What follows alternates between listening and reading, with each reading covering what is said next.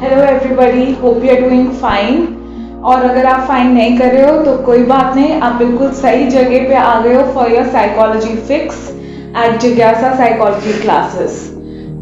मेरी एक छोटी सी रिक्वेस्ट है आप लोगों से कि ये वीडियो एंड तक देखिए। ये लास्ट पार्ट है according to revise pattern of 2020-2021 according to CBSE। ये लास्ट पार्ट है एटीट्यूड चैप्टर का, तो ये हम कवर करेंगे। तो आज का जो हमारा टॉपिक है चैप्टर एटीट्यूड्स का, वो है प्रेजुडिस एंड डिस्क्रिमिनेशन। ये लोगों को या बच्चों को थोड़ा सा डिफिकल्ट लगता है, क्योंकि ये और इसमें कंफ्यूज होना भी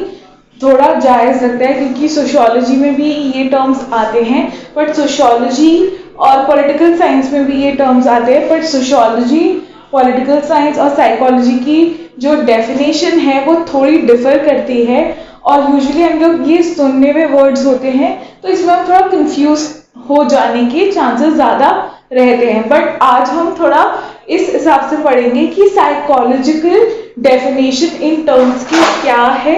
और कैसे हम अच्छी तरह से इसको इम्प्रूव कर सकते हैं, बेटर कर सकते हैं for our exam and score good marks. Okay, so prejudice क्या होते हैं? ये बेसिकली एटीट्यूड्स होते हैं टुवर्ड्स अ ग्रुप। ठीक है, तो यहाँ पे जो ग्रुप है, कोई भी टारगेट ग्रुप जो है, वो हमारा एटीट्यूड ऑब्जेक्ट बन जाता है। और प्रेजुडिस का जो एटीट्यूड है, यानी कि उसका affective behaviour and cognitive component जो है, इसको मिला के ये प्रेजुडिस बनता है। ठीक है, ये प्रेजुडिस मतलब हम लोग यूजुअली प्रेजुडिस जो होते हैं वो नेगेटिव होते हैं, एंड जो प्रेजुडिस में हम कैरेक्टरिस्टिक्स जो हम डिस्कस करते हैं किसी ग्रुप के, तो हम अगर किसी ग्रुप के टूवर्ड्स हम रख रहे हैं कि ये ग्रुप हमेशा, फॉर एग्जांपल आपकी क्लास है, ठीक है, उसमें एक नॉटी ग्रुप है, ठीक है, तो हम हमेशा, चाहे उसमें से एक बच्चा अच्छा ही क्यों ना हो, ठीक है, चाहे वो अच्छा स्कोर क्यों ना ही कर रहा हो, बट क्योंकि वो उस ग्रुप का पार्ट होता है, तो यूजुअली हम लोग इंसल्ट करते हैं उनकी, या हम उनको एक ही जनरलाइज्ड व्यू से, यानी कि एक ही तरह से, एक ही व्यू से उसको अंडरस्टैंड करने की कोशिश करते हैं, बट ऐसा नहीं होता है। एंड इसकी वजह से हमारे इंडिया में भी as a secular country by constitution, declare by constitution, बहुत ज़्यादा कॉन्फ्लिक्ट आते हैं, क्योंकि हम डिफरेंट ग्रुप्स को सिर्फ उनकी कुछ कैरेक्टरिस्टिक्स के बेसिस पे सबको उन्हीं तरह से जनरलाइज कर देते हैं, जबकि उस ग्रुप में शायद कुछ डिफरेंट लोग भी हो, उनकी कैरेक्टरिस्टिक्स उस ग्रुप की आइडियल कैरेक्टरिस्टिक्स नहीं मैच हो, बट हम क्या करते हैं, हम जनरलाइज पुट फॉरवर्ड कर देते हैं। तो ये जो जनरलाइज पुट फॉरवर्ड आइडियाज होते हैं, जो एटीट्यूड होता है, वो हमारा किसी भी ग्रुप की तरफ, यानी कि यहाँ पे टारगेट ग्रुप जो है वो ऑलरेडी डिफाइंड है, वो जो टारगेट ग्रुप है वो हमारा एटीट्यूड ऑब्जेक्ट बन जाता है, और प्रेजुडिस हमारा एटीट्यूड बन जाता है किसी भी ग्रुप के टुवर्ड्स। ये यूजुअली नेगेटिव इन नेचर होते हैं, यूजुअली इन मोस्ट केसेस। ठीक है,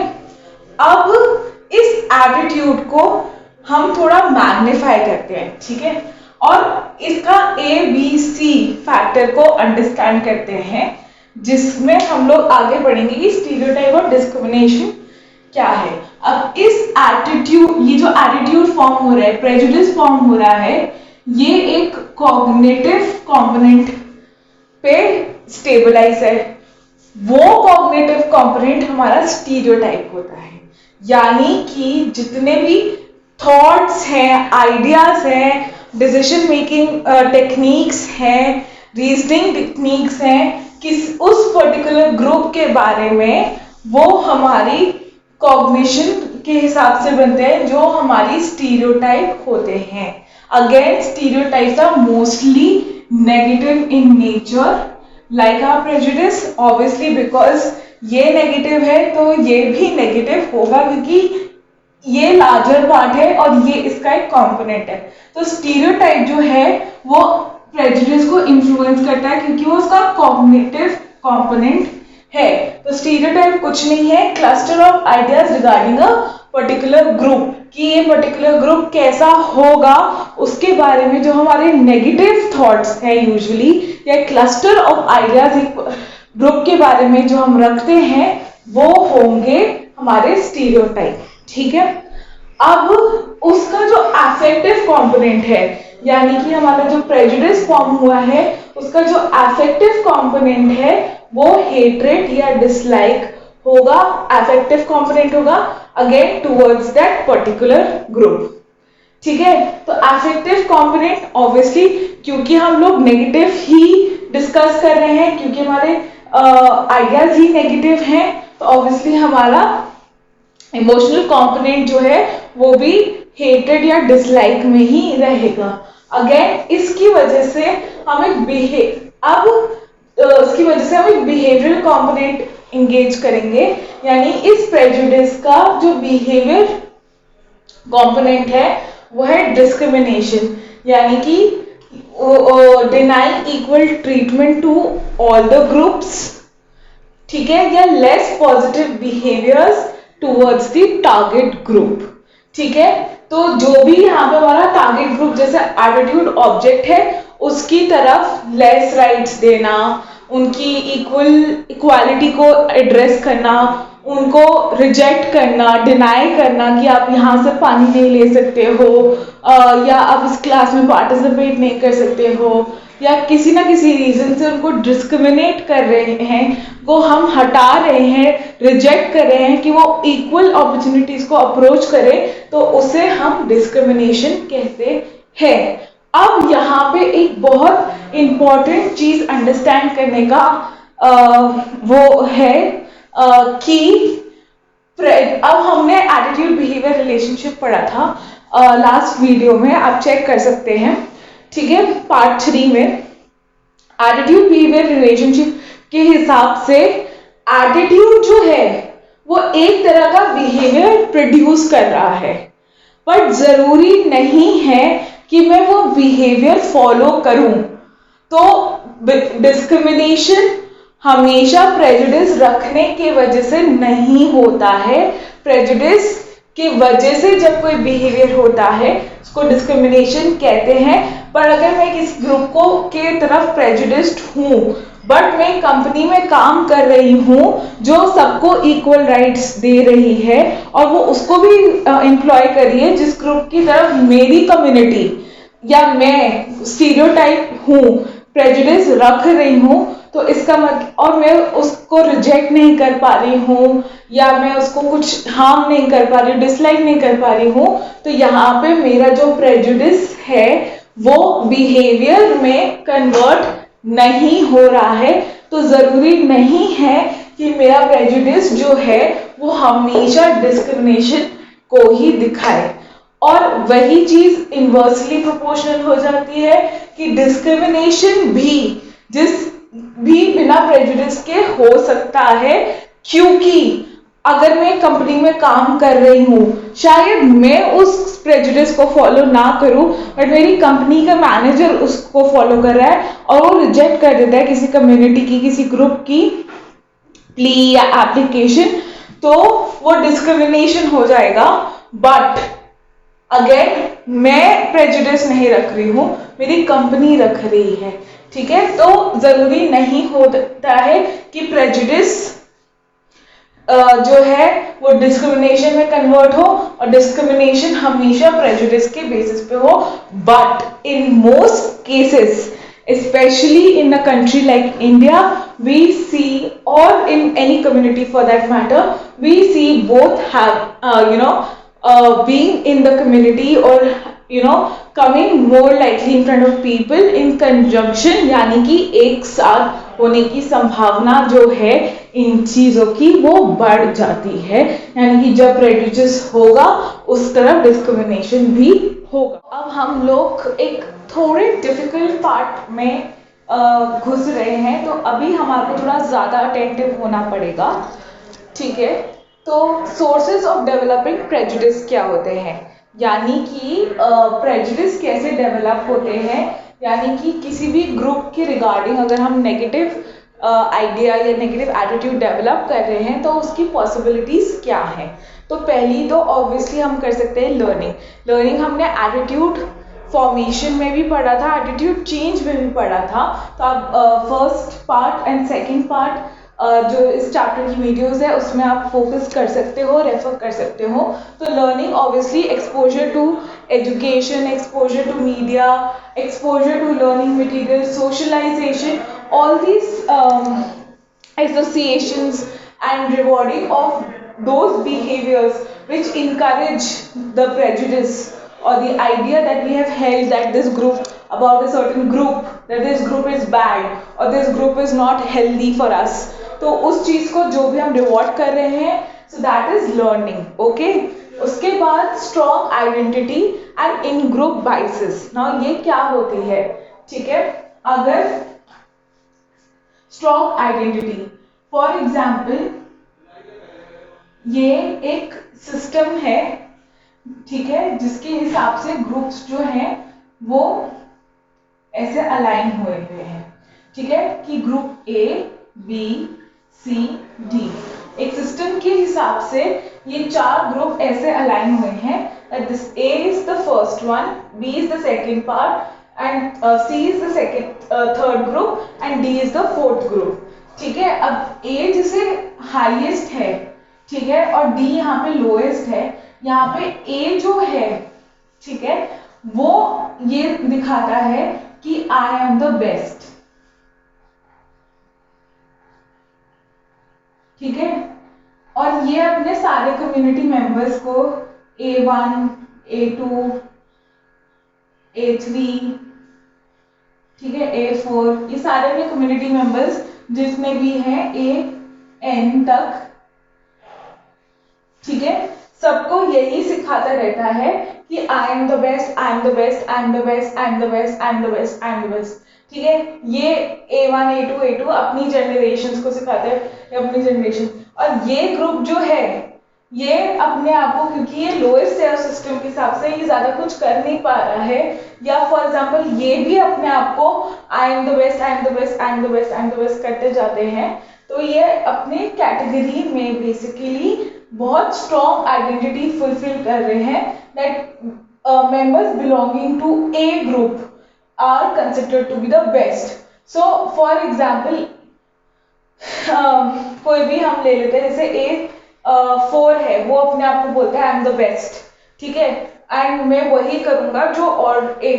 के सारे रूल्स को फॉलो करूंगा क्योंकि आई एम द बेस्ट। तो वो अपनी बहुत स्ट्रॉन्ग आइडेंटिटी रख रहा है that I am proud to be in the group of age, ठीक है, तो he has a very strong group identity of his, ठीक है। अब इन ग्रुप बायस क्या होता है, ठीक है,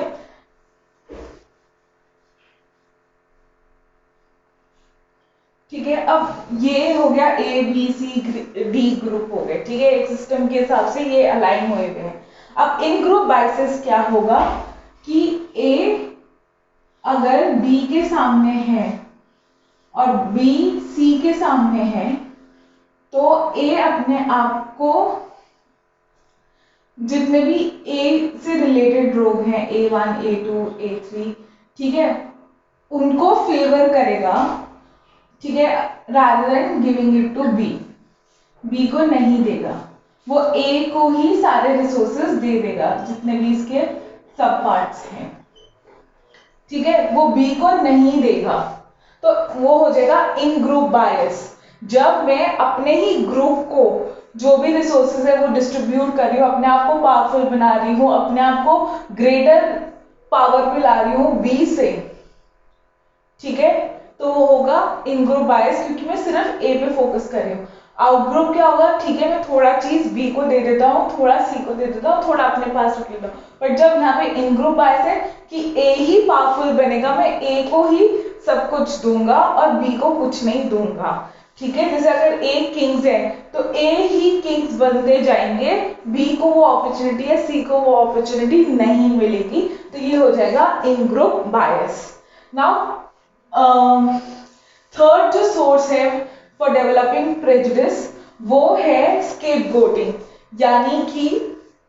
सपोज जैसे यहाँ पे A B C D group है, तो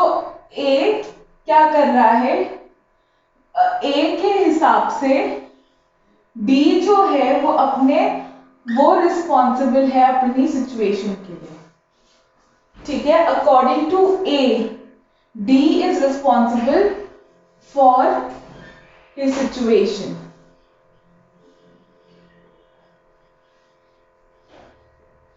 ठीक है। यानी कि डी जो है वो इस सिस्टम में लास्ट में इसलिए लाइक कर रहा है because of his own incapability, because he is not capable, because he has some problem, maybe anything जो भी है वो उसकी प्रॉब्लम की वजह से वो ब्लेम करता है कि डी नीचे ही रहेगा, क्योंकि वो उसके पास शायद ज़्यादा दिमाग नहीं है, ज़्यादा रिसोर्सेज नहीं है, वो रिसोर्सेज को यूज़ नहीं करना जानते, ये नहीं करना चाहते, जो भी है वो ब्लेम करते रहेंगे कि डी जो है वो डी अपने ही वजह से एक प्रॉब्लम सिचुएशन पे है या पोजीशन पे है। वो ये चीज़ को एक्नॉलेज ही नहीं करेंगे कि ये सिस्टम जो डेवलप हुआ है उसकी वजह से ए टॉप पे है, या अगर ये सिस्टम ऐसे होता कि डी टॉप में होता तो वो डिफरेंट हो जाता। वो सिस्टम को एक्नॉलेज नहीं कर रहे हैं, वो ये कह रहे हैं कि डी जो है वो अपनी सिचुएशन के लिए अपने आप रिस्पॉन्सिबल है, ठीक है। चौथी चीज जो डेवलप करती है प्रेजुडिस को वो है कर्नल ऑफ ट्रूथ, यानी कि डी को लगता है अगर ए डी के तरफ प्रेजुडिस है तो डी को लगता है after generation after generation of D को लगता है कि मे बी इसमें कुछ सच है, there is some truth in the situation जिसकी वजह से सब मेरे को ही ब्लेम कर रहे हैं, या मेरा लास्ट पोजीशन पे होना है सिस्टम के अकॉर्डिंगली वो उसमें कुछ सच्चाई ही है। Maybe I am a loser, if everybody is calling me a loser, maybe it is happening from so long, it's such a long generation, maybe इसमें कुछ सच्चाई है ही कि मैं लूजर हूँ, ठीक है। तो डी यहाँ पे कुछ ट्रूथ पे बिलीव ही कर लेता है कि हाँ मैं ही रिस्पॉन्सिबल हूँ, शायद जो प्रेजुडिस रखे हैं उसमें शायद कुछ सच है, ठीक है। और सेल्फ फुलफिलिंग प्रोफेसी जो लास्ट टेक्निक है या लास्ट सोर्स है प्रेजुडिस लर्न करने का, उसका क्या होता है कि डी कुछ ऐसे एक्शंस करता है, ठीक है, या कुछ ऐसे बिहेवियर करता है कि वो जो नेगेटिव एक्सपेक्टेशंस डी पे लगाई हुई हैं कि डी जो है वो लूजर है, तो कुछ डी ऐसे एक्शंस कर देता है या कुछ सिचुएशन ऐसी डेवलप हो जाती है कि डी कुछ बिहेवियर ऐसे कंटिन्यूसली कर देता है कि जो एक्सपेक्टेशंस है, जो प्रेजुडिस है हमने डी पे लगाए हुए, ए ने जो डी पे लगाए हुए वो ट्रू हो जाता है कि हमने तो कहा ही था कि ये तो ऐसा ही है, ठीक है। जैसे फॉर एग्जाम्पल दो बच्चे हैं एंड उनको उनके पेरेंट्स मना कर रहे हैं कि बाहर जाके मत खेलो और लोगों के साथ मत खेलो और उनके साथ कोरोना हो जाएगा, ठीक है, या कोरोना हो जाएगा और बच्चों के साथ मत खेलो, या इस बच्चे के साथ मत खेलो क्योंकि इसकी फैमिली को कोरोना हुआ था तो इसको भी कोरोना है, कहीं ना कहीं तुम्हें ना कोरोना हो जाए। अब वो दो बच्चे वापस आते हैं, ठीक है, अब वो दो बच्चे वापस आते हैं, उसमें से एक बच्चा जो है वो बीमार हो जाता है, उसको कोरोना हो जाता है। तो पेरेंट्स की यहाँ पे प्रोफेसी तो ट्रू हो गई ना कि तुम उस बच्चे के साथ जाके खेले जिसकी फैमिली को कोरोना था और तुमको अब कोरोना हो गया है, तो ये तुम्हारी वजह से ही है। तो यहाँ पे वो एक्सपेक्टेशंस ट्रू हो जाती हैं। तो ये सोर्सेज हैं जिसकी वजह से हम बेसिकली प्रेजुडिस जो है वो लर्न करते हैं। And very important to note, ये सारे टर्म्स बहुत ज़्यादा ज़रूरी बन जाते हैं क्योंकि ये पॉसिबिलिटी बनती है हमारे 1 मार्कर्स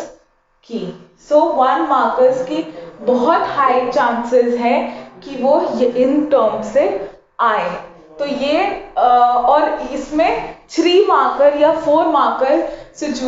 का क्वेश्चन बनना भी की चांसेस होता है कि define prejudice and state some sources of learning of prejudice or developing prejudice, right? So ये 3 markers and 1 markers में आने के बहुत ज़्यादा इम्पोर्टेंट टर्म्स हैं, तो ये करना बहुत ज़्यादा इम्पोर्टेंट पार्ट हो जाता है for class 12 according to the CBSE board exams, right? So this is the last part of this video for attitudes chapter, which is coming in your board exam according to the revised pattern for 2020 and 2021. Section contains of strategies of reducing prejudice. So prejudice को कैसे reduce करेंगे कि पहले तो हम learning जो है वो डिक्रीज कर देंगे कि लर्निंग ऑफ ऐसे इंफॉर्मेशन जिसकी वजह से ऐसे एटीट्यूड्स लर्न हो रहे हैं, रिवॉर्डिंग एसोसिएशन कम कर देंगे, तो लर्निंग हमारी कम करनी पड़ेगी बेसिकली उन एटीट्यूड्स की जो या उन इंफॉर्मेशन की जो प्रेजुडिस को इंक्रीज कर रहे हैं, तो लर्निंग जो है वो डिक्रीज करनी पड़ेगी। ठीक है, फिर चेंजिंग द एटीट्यूड्स यानी कि अफेक्टिव या उसका बिहेवियरल या कॉग्निटिव कंपोनेंट हमें चेंज करना पड़ेगा, जिसकी वजह से एटीट्यूड चेंज होगा। फिर हम मिनिमाइज करेंगे सोशल आइडेंटिटी को, कि जो आइडेंटिटी ए ने अपने बारे में बना रखी है उसको डिक्रीज करना और पूरी सोसाइटी के बारे में सोचने के लिए उनको प्रमोट करना कि पूरी सोसाइटी के बारे में सोचो और अपना प्रोटेक्ट करो पूरी सोसाइटी को, rather than just increasing your social identity. ठीक है, एंड फोर्थ पॉइंट इज कि सेल्फ फुलफिलिंग प्रोफेसी जो है उसको डिक्रीज करना, कि चांसेस ऐसे मिनिमाइज करना कि जब जो लोअर ग्रुप है या टारगेटेड ग्रुप है वो एक्चुअली एक्सपेक्टेशंस को ट्रू कर दे जो ए ने उनके बारे में रखी है, जो नेगेटिव इन नेचर है। ठीक है, तो सेल्फ फुलफिलिंग प्रोफेसी को रिड्यूस करना। एंड ये सब कैसे होगा, तो इनकी 3 टेक्निक है कि एजुकेशन के थ्रू, ठीक है, इंक्रीजिंग इंटर ग्रुप कॉन्टैक्ट, कि अगर हम 2 ग्रुप्स के बीच में कॉन्टैक्ट इंक्रीज करेंगे तो चांसेस है कि प्रेजुडिस जो है वो डिक्रीज हो जाए। एंड इंडिविजुअल आइडेंटिटी को प्रमोट करना एंड ग्रुप आइडेंटिटी को डिमोट करना। So this is the last part of the chapter जो आपके सीबीएसई 2020-2021 के हिसाब से आ रहा है। इसके बाद सारा डिलीटेड पोर्शन में चले जाता है, तो ये चीज़ें जो हैं ये आपकी इम्पॉर्टेंट हो जाती हैं। ठीक है, अब हम बात करते हैं कुछ इम्पोर्टेंट क्वेश्चंस के। तो आपको प्रेजुडिस, डिस्क्रिमिनेशन, स्टीरियोटाइप्स, स्ट्रैटेजीज और सोर्सेज ऑफ लर्निंग, प्रेजुडिस ये जो है ये आप इस सेक्शन से अच्छी तरह से प्रिपेयर कर सकते हैं, क्योंकि इनके आने के चांसेस रहते हैं 1 मार्कर्स में, केस बेस्ड एग्जाम्पल्स में, कि आपको कोई केस बेस्ड दिया जाएगा, केस क्वेश्चन दे सकते हैं कि for example I do not like them, and इसमें बेसिकली आपको हाईलाइट करना पड़ेगा कि ये प्रेजुडिस है या डिस्क्रिमिनेशन। सो जहाँ पे लाइक की बात आ जाती है तो वो प्रेजुडिस हो जाएगा। अगर वो बिहेव कर रहा था that I do not like them and hence I am not going to employ them in my company, तो वो डिस्क्रिमिनेशन की बात आ जाती है। तो ये चीज़ का ध्यान हमें रखना पड़ेगा कि डिस्क्रिमिनेशन और प्रेजुडिस के उनको अच्छे से पढ़ना पड़ेगा, क्योंकि केस बेस्ड एग्जाम्पल आ सकते हैं। ठीक है, थोड़ा पीछे चलते हैं शुरू से। तो कैरेक्टरिस्टिक्स ऑफ एटीट्यूड, एटीट्यूड की डेफिनेशन और एबीसी कंपोनेंट्स जो उसके होते हैं, और उसके बाद 4 प्रॉपर्टीज जो होती हैं वो एक क्वेश्चन में आ सकती हैं जो 4 या 3 मार्क्स का हो सकता है, तो आपको उसके हिसाब से अपना इंफॉर्मेशन लिखना पड़ेगा। उसके बाद आपके चांसेस है एटीट्यूड फॉर्मेशन की डेफिनेशन और एटीट्यूड फॉर्मेशन का कोई भी एक स्ट्रैटेजी एक्सप्लेन करने की, या कोई भी 2 स्ट्रैटेजी एक्सप्लेन करने की इन ब्रीफ। जैसे आपको आ सकता है कि POX ट्रायंगल एक्सप्लेन करो, या कॉग्निटिव डिसोनेंस का, या फिर 2 स्टेप कॉन्सेप्ट का थ्योरी एक्सप्लेन करो, तो आपको वो उनमें से 2 करने का आ सकते हैं 4 या 3 मार्क्स में। ठीक है, एटीट्यूड बिहेवियर रिलेशनशिप के बारे में आ सकता है, वो तो सैम्पल पेपर में ही दिया हुआ है। एंड टारगेट्स कि एटीट्यूड चेंज कैसे हो सकता है, क्या कैरेक्टरिस्टिक्स हैं एटीट्यूड चेंज के, वो आपको थोड़ा सा ध्यान देना पड़ेगा, जो मैंने आपको क्या कहते हैं, फ्लो चार्ट बना के दिया था लास्ट वीडियो में, आप उसका स्क्रीनशॉट ले सकते हो। कॉन्ग्रेंट कब होता है कोई एटीट्यूड, इनकॉन्ग्रेंट कब होता है एटीट्यूड, वो आपको रखना पड़ेगा। स्टेट ऑफ बैलेंस और स्टेट ऑफ इम्बैलेंस के ऊपर थोड़ा फोकस करना पड़ेगा। तो ये कुछ पॉइंट्स हैं जो एटीट्यूड चैप्टर के बारे में आप लर्न कर सकते हो और इस पर थोड़ा ज़्यादा अटेंशन डाल सकते हो compare to the other parts of the chapter, right? So with this I end this video. I hope that you like, share, subscribe, tell your friends, prepare for your pre-boards